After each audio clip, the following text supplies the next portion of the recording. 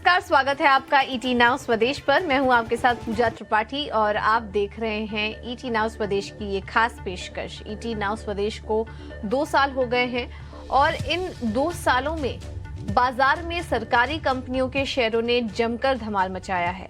Railway, defence, सरकारी बैंकों के शेयरों में हमने देखा कि निवेशकों ने जमकर पैसा कमाया। कुछ शेयर 5 से 7 गुना तक बढ़ गए। और सरकारी बैंकों के शेयरों में क्या अभी और पैसा बन सकता है या अभी उन शेयरों से निकलना बेहतर होगा, इसी पर लेकर आए हैं ये खास शो, हिंदुस्तान की नई पहचान स्वदेशी उड़ान।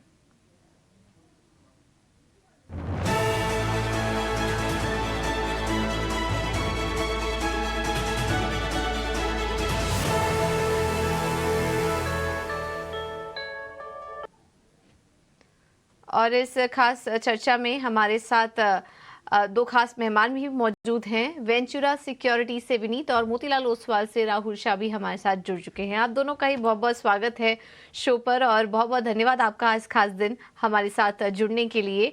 तो काफ़ी सारी चर्चा हम करेंगे और इस शो में हम फोकस करेंगे सरकारी कंपनियों पर, क्योंकि पिछले 2 साल में देखा कि सरकारी कंपनियों में शानदार तेजी देखने को मिली है। इसमें हम कवर करेंगे रेलवे, डिफेंस, सरकारी बैंक। वैसे तो और भी काफ़ी सारे सेक्टर्स हैं, लेकिन इन सेक्टर्स की बात करें तो काफ़ी सारी कंपनियां इस बीच फोकस में भी आई हैं और बेहतरीन रिटर्न यहां पर निवेशकों को कमा के भी दिया इन कंपनियों में। तो यहाँ पर हम सबसे पहले शुरुआत करेंगे रेलवे शेयरों से और रेलवे स्टॉक्स में भी देखेंगे तो काफ़ी शानदार प्रदर्शन देखने को मिला है।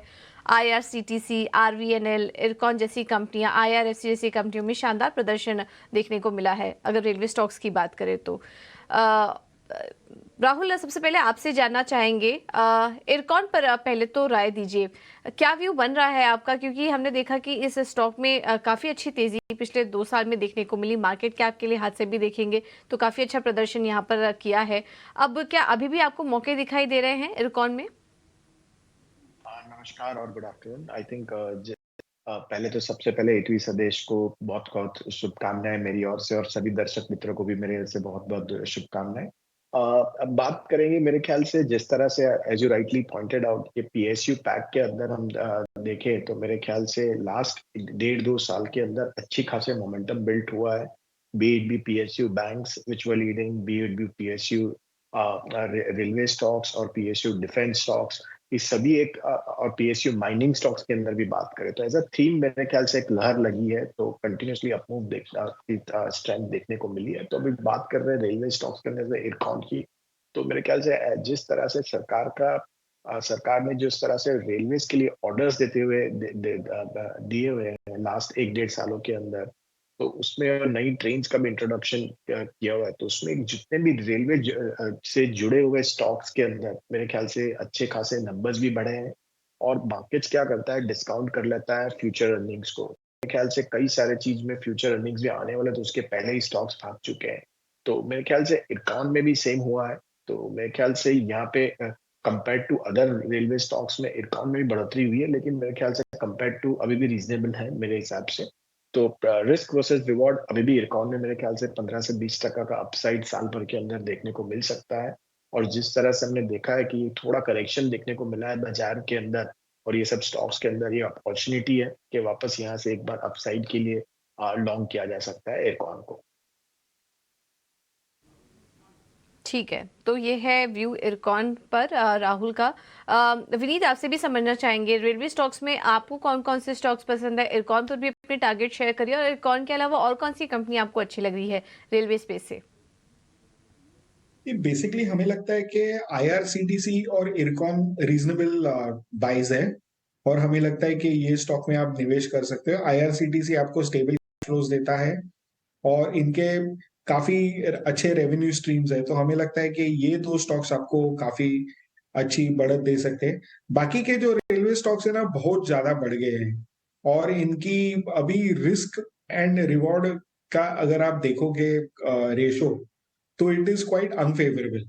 तो हमें लगता है कि बाकी के स्टॉक्स इन्वेस्टर होल्ड कर सकते हैं या नफा बुक कर सकते हैं, लेकिन अगर आपको नया निवेश करने का है तो हमें लगता है कि इरकॉन और आईआरसीटीसी अच्छे शेयर।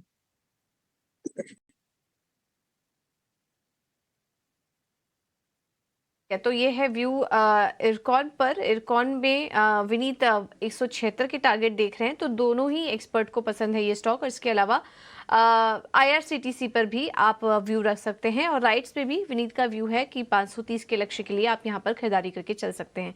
तो ये चर्चा हुई रेलवे स्टॉक्स को लेकर, और लेवल्स भी हमने आपको बताया कहाँ पर अभी भी मौके दिखाई दे रहे हैं। अब आते हैं डिफेंस शेयरों पर, और इस स्टॉक में भी हमने देखा कि काफ़ी शानदार तेज़ी देखने को मिली है। एक के बाद एक डिफेंस डील भी हुए हैं, कई देशों के साथ यहाँ पर करार हुए, अग्रीमेंट हुए, जिससे कि एचएएल जैसी कंपनियों को काफ़ी फायदा हुआ। और डिफेंस सेक्टर पर लगातार अभी भी सरकार अपना एक्सपोजर बढ़ाए हुए है।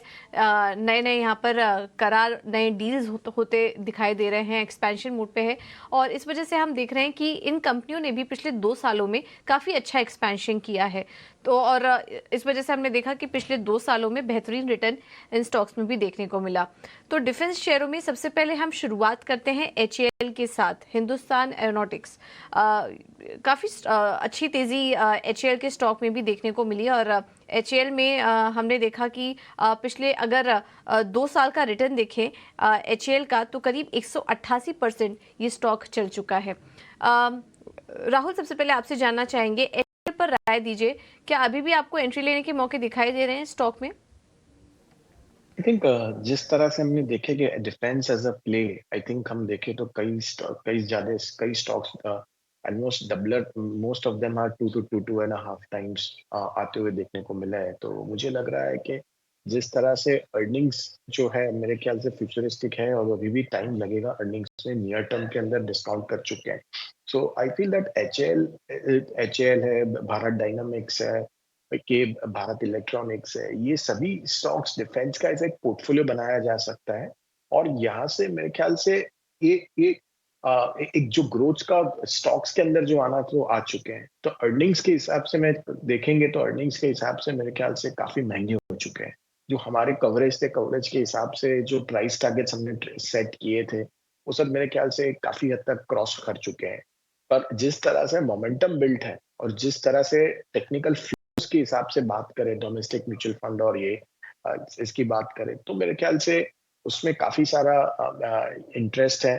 तो मेरे ख्याल से देखा जा सकता है। ऑब्वियसली ये 3 स्टॉक्स जो मैंने बताए, तो मेरे ख्याल से मुझे लग रहा है कि एचएएल लिया जा सकता है पोर्टफोलियो के अंदर। जैसे भारत डायनामिक्स, मेरे ख्याल से रिसेंट करेक्शन हुआ है, जो ऊपर से 1200 के आसपास भाव था, तो वो एक अच्छी कंपनी है, फ्यूचरिस्टिक कंपनी है। नेक्स्ट, और इंडिया में मेरे ख्याल से 2 मोनोपोली जैसा है, तो मेरे ख्याल से ये एक लिया जा सकता है। थर्डली भारत इलेक्ट्रॉनिक्स मेरे ख्याल से स्टिल कंपेयर टू जिस तरह से अदर डिफेंस प्ले की बात करें, तो मेरे ख्याल से अंडर परफॉर्मर रहा है vis-a-vis अदर कंपनीज। तो वैल्यूएशन अभी भी ठीक ठाक है। तो मुझे लग रहा है कि ये तीनों stocks as a portfolio allocation जरूर किया जा सकता है अभी भी ये सेल ऑफ के बाद। ठीक है। तो राहुल की पसंद है डिफेंस शेयरों में, एक एक करके आपके सामने रख देते हैं। एचएएल पे होल्ड करने की वो राय दे रहे हैं। भारत डायनेमिक्स में भी आप खरीदारी कर सकते हैं, 1200 के लेवल्स यहाँ पर वो देख रहे हैं भारत डायनेमिक्स के लिए। बीईएल भी अच्छा लग रहा है, यहाँ पर भी खरीदारी करने की सलाह है राहुल की तरफ से 150 के लक्ष्य के लिए। तो ये कुछ स्टॉक्स हैं राहुल के लिस्ट में डिफेंस स्पेस से जुड़ी। अब विनीत, आपसे भी समझना चाहेंगे, डिफेंस स्टॉक्स कैसे लग रहे हैं आपको? फिलहाल हम देख रहे हैं कि काफ़ी अच्छी तेज़ी आई थी। अब इन स्तरों पर वैल्यूएशंस कैसे नज़र आ रहे हैं, और कौन सी कंपनी आपको अच्छी लग रही है डिफेंस स्पेस से? देखिए, डिफेंस में वैल्यूएशंस बहुत ही ज्यादा स्ट्रेच्ड है। पर अगर आप देखोगे, हमें लगता है कि BL will be my prime target to buy, क्योंकि इसका है ना, जो ऑर्डर पोटेंशियल है ओवर द नेक्स्ट 3-4 इयर्स काफी रोबस्ट है। और हमें लगता है कि यहाँ से आपको 145-150 के टारगेट्स वहां पे मिल सकते हैं। ये हमारा टॉपिक रहेगा। दूसरा, प्योरली एचएएल आप होल्ड कर सकते हो अपने पोर्टफोलियो में, क्योंकि इसकी ऑर्डर बुक है, और जो इंडियन का एयरफोर्स में जो आपको प्लेन्स की एडिशंस करनी है, सॉर्टी जो ऐड करनी है, वो काफी एग्रेसिव टारगेट्स है। और हाल ही के हाल देखे जाए तो हमें लगता है कि काफी सारे ऑर्डर्स प्रीपोन हो सकते हैं। तो ये सब ध्यान में रखते हुए हमें लगता है कि हेल होल्ड करना चाहिए। और अगर आप मिसाइल्स की बात करें, तो भारत डायनेमिक्स की जो ऑर्डर बुक है काफी स्ट्रांग है, और इसमें मिसाइल्स, सारी टाइप्स की मिसाइल्स इनके पास है, तो हमें लगता है कि ये 3 स्टॉक आप आपके पोर्टफोलियो में होल्ड कर सकते हैं। जहाँ तक बाकी के स्टॉक्स की बात करें, कोचिन शिपयार्ड या आप माझगांव डॉक ले लो, इसमें ना एग्जीक्यूशन रिस्क है और लंपीनेस ऑफ ऑर्डर फ्लोज है। तो हमें लगता है कि ये स्टॉक्स में अगर निवेशकों ने इन्वेस्ट किया हुआ है, तो अभी आप प्रॉफिट बुक करके बाकी के 3 स्टॉक्स में आप कॉन्संट्रेट कर सकते हैं। तो ये है व्यू डिफेंस शेयरों पे। विनीत की पसंद है एचएएल, यहाँ पर वो टारगेट देख रहे हैं 2974 का। भारत डायनेमिक्स भी पसंद है, 1325 के टारगेट देख रहे हैं। इन स्टोरों पर आप खरीदारी करके भी चल सकते हैं। बीएल विनीत का है टॉप पिक, अभी भी यहाँ पर अच्छी अपॉर्चुनिटी है खरीदारी करने के लिहाज से। तो 141 का लेवल यहाँ पर दिख रहा है बीएल के लिए। और मिश्र धातु भी आप खरीदारी करके चलिए, 465 के लेवल्स यहाँ पर देखने को मिल सकते हैं। तो ये हैं कुछ व्यूज। हमने रेलवे स्टॉक्स पर चर्चा की, डिफेंस शेयरों पर चर्चा की, लेकिन पीएसयू बैंकों की अगर बात करें तो लिस्ट काफ़ी लंबी है। इसमें काफ़ी सारे लार्ज कैप और मिड कैप बैंक हैं जिनमें की शानदार तेज़ी हमने देखी है। एक एक करके उन पर चर्चा करेंगे। सबसे पहले राहुल, आप बैंक ऑफ बड़ौदा पर राय दीजिए। बैंक ऑफ बड़ौदा कैसी लग रही है आपको ये कंपनी, और क्या टारगेट देख रहे हैं आप बीओबी के लिए? आई थिंक पीएसयू बैंक की बात करें और bank of Baroda I think leading PSU bank है, और मेरे ख्याल से वीजा भी जो जिस तरह से हमने सरकारी बैंकों में देखा है कि लास्ट 1-1.5 सालों के अंदर काफी अच्छी खासी रनअप भी आते हुए देखने को मिले हैं। तो माय सेंसेस इसके अंदर 3 कारण है जो बैंक ऑफ बड़ौदा और या entire PSU as a basket जो चलने की राय जो थी। Number 1, I think asset quality continues improve होते हुए देखने को मिली है, लगातार इंप्रूव होती हुई आ रही है। सेकेंडली, आई थिंक जिस तरह से हमने क्रेडिट ग्रोथ देख रहे हैं across the board in terms of be it be retail sector, be it be wholesale, और be it be in a corporate और इन एसएमई सेगमेंट, तो मेरे ख्याल से सभी सेक्टरों के अंदर इंटरनली भी मेरे ख्याल से ग्रोथ फैक्टर देखने को मिला है। थर्डली, आई थिंक जिस तरह से क्रेडिट कॉस्ट जो कम होती हुई देखने को मिली है सभी पीएसयू बैंक्स के अंदर, वो भी एक बेनिफिशियरी रहा है। और चौथा, मेरे ख्याल से स्टेबल इंटरेस्ट रेट्स एनवायरनमेंट हम देखें तो लास्ट 4-5 महीने से हम देखें, और स्टेबल इंटरेस्ट रेट्स आरबीआई का भी जो मेरे ख्याल से इंडिकेशन है, तो ऑब्वियसली ये फ्राइडे को और मेरे ख्याल से क्लैरिटी और मिलेगा पॉलिसी के अंदर। बट जो जो हम लोग देख रहे हैं तो मेरे ख्याल से स्टेबल इंटरेस्ट रेट सिनेरियो, तो ये सभी चीज फेवर करती हैं बैंक्स के लिए और ये पीएसयू बैंक्स के हक पे।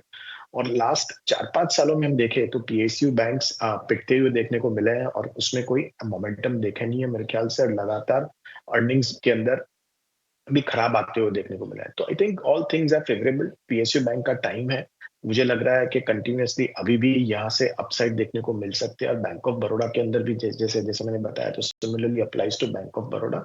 और जो हालांकि हम मानते थे कि वन टाइम बुक पे तो मेरे ख्याल से पीएसयू बैंक्स बस हिस्टोरिकली जो वैल्यूएशन है वो आगे यहाँ से अप मूव नहीं मिल सकता है, लेकिन ये टाइम मेरे ख्याल से और भी अपसाइड देखने को मिल सकता है। तो फॉरवर्ड FY25 के हिसाब से मुझे लग रहा है कि 1.1 टाइम बुक भी, तो मेरे ख्याल से फॉरवर्ड में तो मेरे ख्याल से बैंक ऑफ बड़ौदा का टारगेट आता है 260 से 70 के बीच में। तो मेरे ख्याल से बाय करने की रिकमेंडेशन दूंगा बैंक ऑफ बड़ौदा ये लेवल से।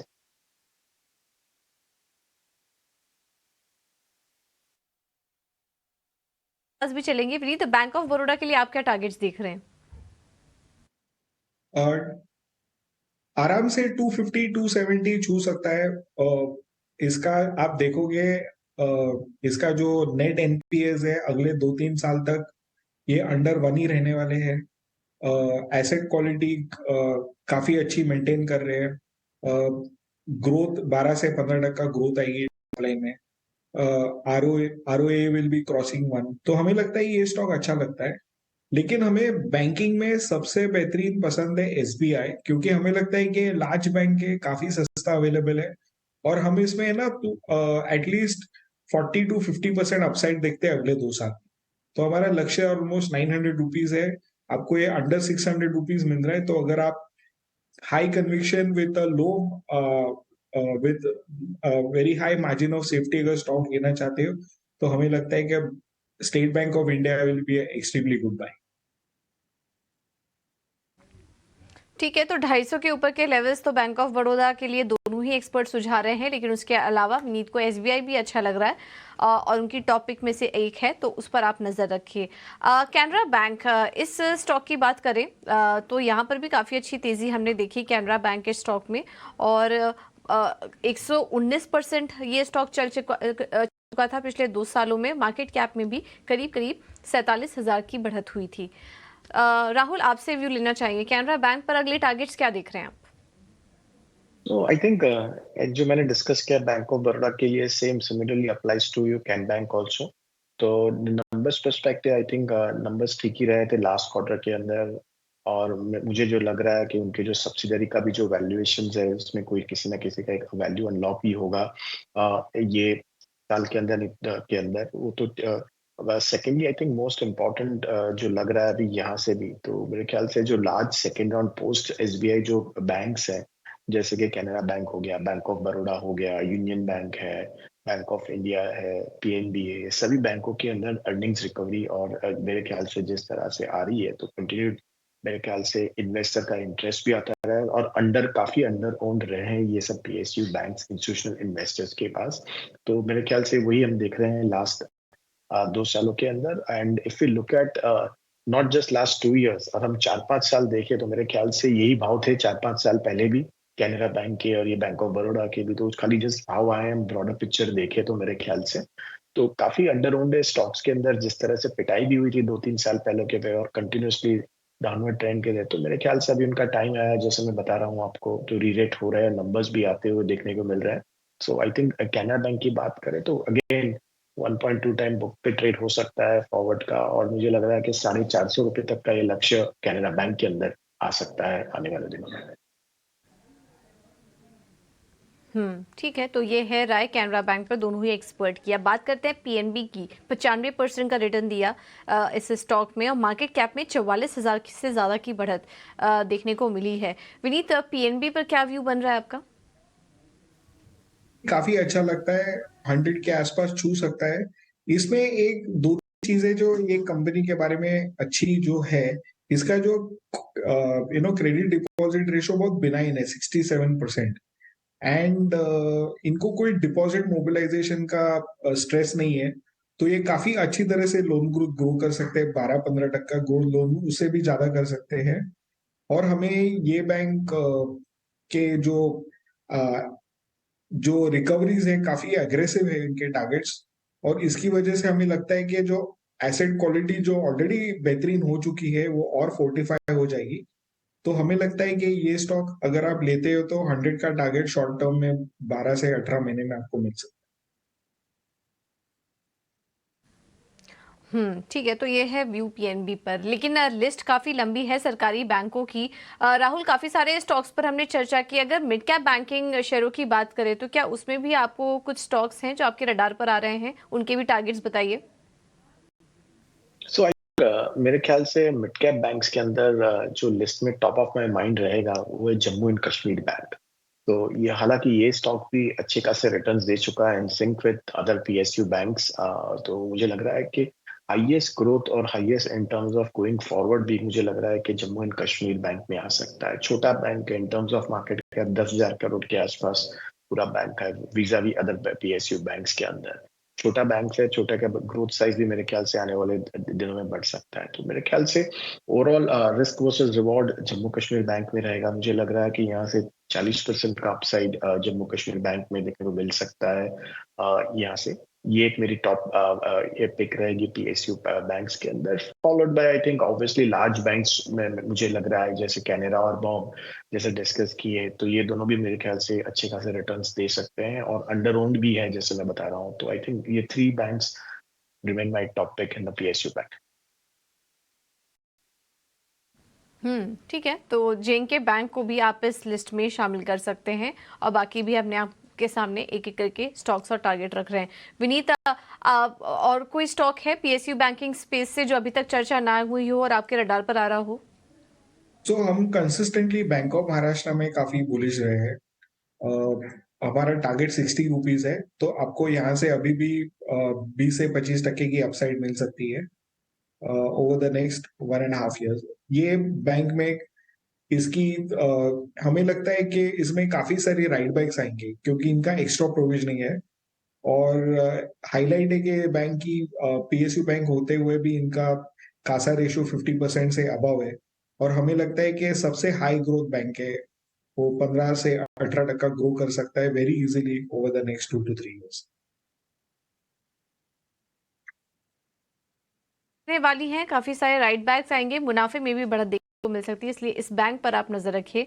इन स्तरों पर भी खरीदारी करने की सलाह। आप दोनों ही एक्सपर्ट का बहुत बहुत धन्यवाद हमें समय देने के लिए और इस खास चर्चा में हमारे साथ जुड़ने के लिए। तो फिलहाल इस शो में इतना ही, मुझे दीजिए इजाजत, नमस्कार।